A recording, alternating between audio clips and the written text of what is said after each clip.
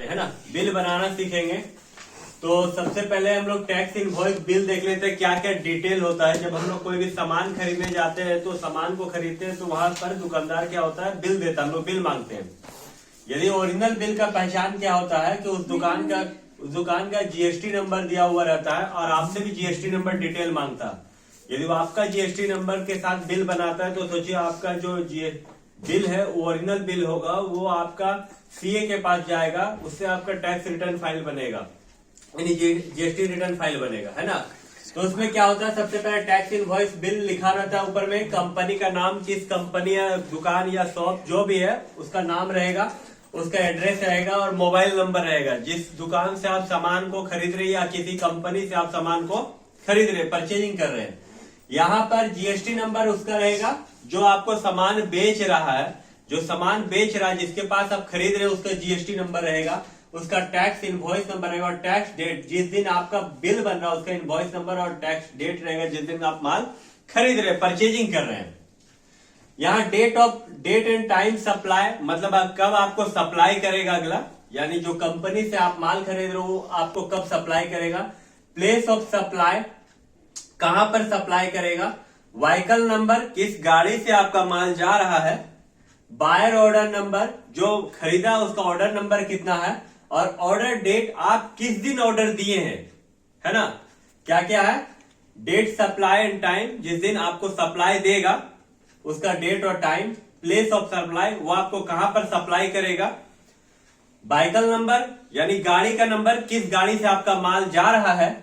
और buyer order number, buyer order date, यानी buyer order number का मतलब आपका ऑर्डर नंबर कितना है, क्योंकि जब बड़ा बड़ा बिजनेस आप कीजिएगा तो उसका ऑर्डर बहुत सारा रहता है, तो आपको ऑर्डर देता है, टोकन के साथ ही आपका माल कट के जाता है। यानी कहने का मतलब कि सिस्टम से चलता है पूरा प्रोसेस। और किस दिन ऑर्डर आप दिए उसका डेट रहेगा। अब यहाँ आपका डेट रहेगा, मैंने डिटेल रहेगा जो माल खरीद रहा है, ये अब तक डिटेल था जो माल बेच रहा है, अब डिटेल आपका रहेगा। Detail of purchase receiver bill to, किसके नाम से बिल बन रहा उसका नाम या कंपनी का नाम जिसके नाम पे बिल बन रहा। एड्रेस, कहा माल सप्लाई होगा उसका एड्रेस क्या है, जिस नाम से कंपनी का, मतलब आपका दुकान किस स्थान में है उसका एड्रेस, क्योंकि माल वहीं पर जाके पहुंचेगा। स्टेट कोड, किस स्टेट से आप है, आपका झारखंड है, बंगाल है, बिहार है, कौन सा स्टेट का, जैसे बिहार का 10 है, झारखंड का 20 है स्टेट कोड, तो स्टेट कोड डालता है ताकि कहीं माल गलती से किसी दूसरे स्टेट में ना पहुंच जाए। प्लस मोबाइल नंबर, उसका मोबाइल नंबर जिसका बिल बन रहा है, यदि गड़बड़ भी होगा तो मोबाइल से आपको कांटेक्ट कर सकता है अगला। और जीएसटी नंबर, यानी आप जो माल खरीद रहे हैं आपका जीएसटी नंबर। क्या क्या माल लीजिएगा उसका नाम यहां रहता है, name of item. HSN code का मतलब होता है हर एक सामान का एक कोड होता है, उस कोड से पता चलता है कि इस सामान पे कितना परसेंटेज टैक्स है ना। टैक्स का रेट क्या क्या होता है यहां पर देखिएगा, पहला 0% होता है, यानी टैक्स फ्री रहता है, टैक्स फ्री यानी एग्जम्प्ट जिसको कहते हैं। दूसरा 5%, तीसरा 12%, चौथा 18% और पांचवा 28%। ये आपका जीएसटी रेट है। जीएसटी रेट कितना कितना है, 0%, 5%, 12%, 18% और 28%, ये आपका जीएसटी।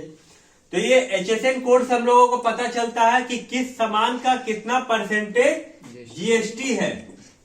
क्लियर है। और यू क्वांटिटी, मतलब आप कितना क्वांटिटी में खरीद रहे हैं। क्वांटिटी का मतलब गिनती, आप 10 पीस ले रहे, 20 पीस ले रहे, 100 पीस ले रहे, 1 केजी ले रहे, 5 केजी ले रहे, 1 बोरा ले रहे, 2 बोरा ले रहे, 1 कार्टून ले रहे, 5 कार्टून ले रहे, 10 कार्टून, हर एक सामान का अलग अलग क्वांटिटी होता है। यदि आप चावल लीजिएगा तो चावल किसमें मिलता है, अभी पैकेट में आने लगा है चावल, है ना। तो पैकेट में आने लगा है तो बोरा में नहीं आता, वो किस में आता है, पेटी में आता है। तो हर एक चावल पेटी में नहीं आता, कीमती चावल जैसे बासमती चावल लीजिएगा तो ये सब आपको पेटी के आधार पे आएगा। 10 पैकेट का 1 पेटी होगा, 20 पैकेट का 1 पेटी होगा, है ना।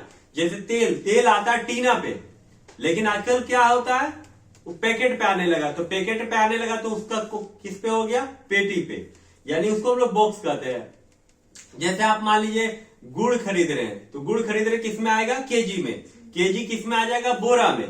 तो आप किसके आधार पे ले रहे हो, क्वांटिटी के आधार पे। बोरा पे लेंगे तो बोरा पे 1 बोरा, 2 बोरा, 3 बोरा, 4 बोरा इस तरह करके लिखते हैं हम लोग, या 10 केजी ले रहे हैं तो केजी के आधार पे लिखते हैं, है ना। यहां पर यूनिट आपको बताया जाता है, यूनिट क्या है, केजी में है, ग्राम में है, बोरा में है, पेटी में है, बॉक्स में है, या पीस में है, या और कोई लीटर में है ना। गल सकता है, दिमाग में नहीं घुसेगा। रेट का मतलब क्या हो गया, दाम।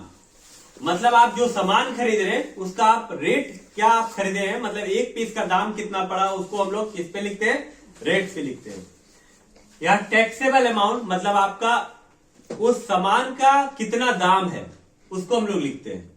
जीएसटी रेट, यानी आपका जीएसटी कितना परसेंट लग रहा, 0% है, 5% है, 12% है, 18% है, 28% है ये। और जीएसटी अमाउंट, मतलब इसका जो जीएसटी रेट के हिसाब से जो कैलकुलेशन बनेगा जीएसटी अमाउंट, उसको लिखा जाता है। यदि मान लीजिए 100 रुपया का सामान है, 5% जीएसटी है तो 5 रुपया हुआ, तो जीएसटी कितना हो गया, 5। रेट कितना, 5%, और टैक्सेबल अमाउंट कितना है, 100 रुपया। और यहां पर दोनों को मिला के नेट अमाउंट होता है। टोटल जोड़ देंगे तो टोटल बिल बन जाएगा। यदि आपका माल गाड़ी से जा रहा है तो रास्ता का आने जाने का खर्चा जोड़ेगा, कैरेज भाड़ा जिसको हम लोग बोलते हैं, तो फ्राइट चार्ज लिखेगा, और माल को पैकिंग करने को अपना चार्ज लिखेगा, टोटल बिल बनाएगा। यहां पर उसका टोटल बिल आ जाएगा। यहां जो माल बेच रहा है, जो कंपनी अपना अथॉरिटी सिग्नेचर करेगा और डेट मारेगा, बिल में मोहर मार के और आपको दे देगा। ये बिल किसके पास जाएगा, जो माल सप्लाई करेगा, यानी आपका ट्रांसपोर्टर के पास जाएगा।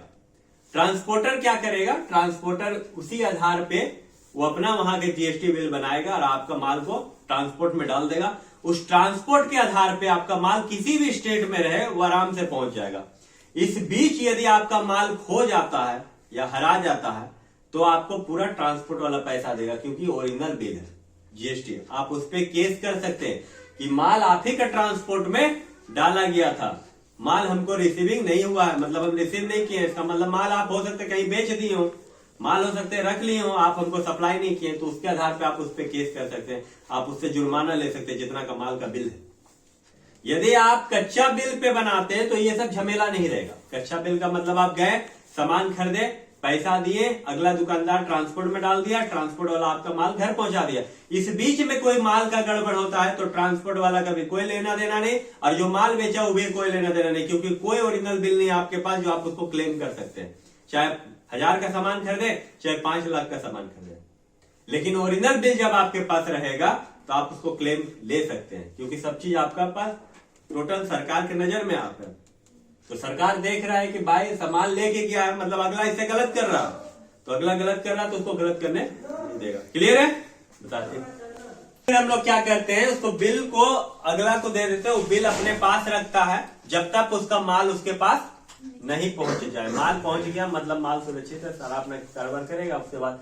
लेकिन इस बिल को रखना बहुत जरूरी है, और ये बिल फिर आप किसको दीजिएगा, अपना सीए को दीजिएगा, क्योंकि जब आप माल खरीदे हैं तो टैक्स दिए हैं, तो टैक्स रिकवर कीजिएगा, नहीं रिसीव किए, फिर वो किसको फिर रिसीव कीजिएगा, जब आप किसी को माल बेच रहे हैं तो माल बेचिएगा तो जीएसटी पे बेचिएगा, फिर वहां से आप टैक्स वसूले, और आपका टैक्स दिया हुआ और आप वसूले, दोनों का टैक्स माइनस करके, इनपुट और आउटपुट माइनस करके यदि आपका निकलेगा तो आपको जमा करना हो।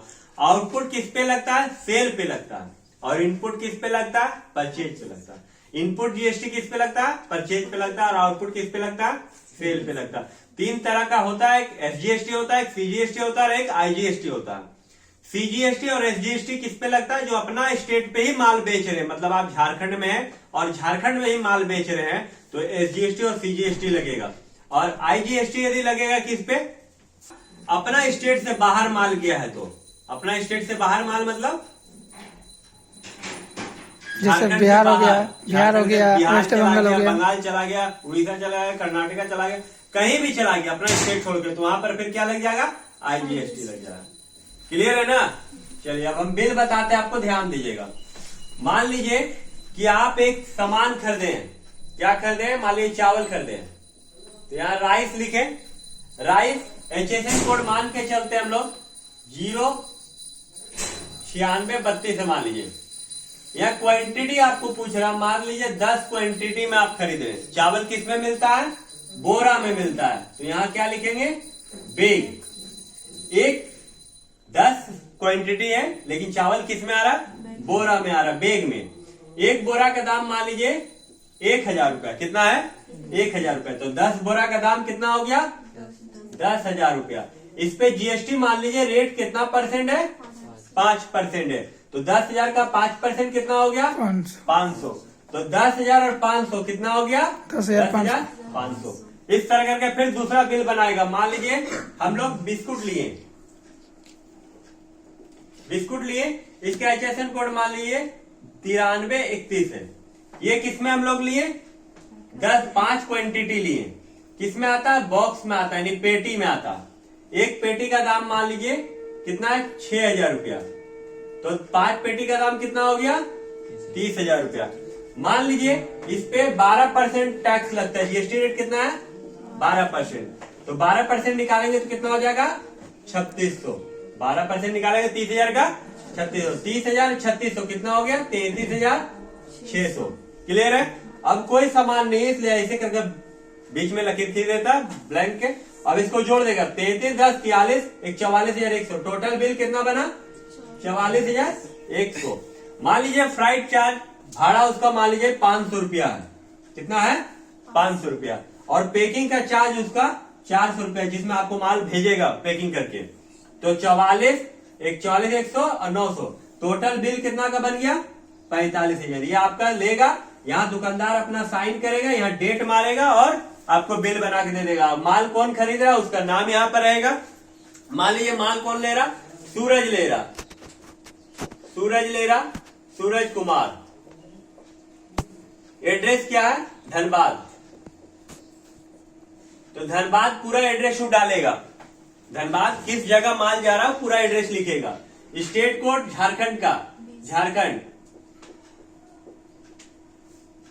कितना हो जाएगा? 20। मोबाइल नंबर मान लीजिए 98 35 97 36 32। जीएसटी नंबर मान लीजिए 20 FAAEJK 68 28 F2P। ये उसका जीएसटी नंबर हो गया। डेट एंड सप्लाई मान लीजिए सप्लाई कितना तारीख को करेगा? 16 तारीख 7वां महीना 2024। डेट ऑफ प्लेस कितना कहाँ है सप्लाई करने का? धनबाद। व्हीकल नंबर मान लीजिए JH10M3236। बायर ऑर्डर नंबर मान लीजिए 06 और बायर ऑर्डर डेट मान लीजिए 12/7/2024। क्लियर है? इस तरह करके वो बिल नंबर अपना बना के आपको दे देगा और यहाँ आपको पेमेंट इतना करना होगा, बिल आपके पास चला जाएगा, आपका सामान आपका घर पहुंच जाएगा। कुछ करने की जरूरत नहीं है, ट्रांसपोर्टर वाला अपने ट्रांसपोर्ट में डाल देगा। क्लियर है? अब चलिए हम यहाँ पर आप लोगों को बताएंगे अलग चीज कुछ। सेव करिए।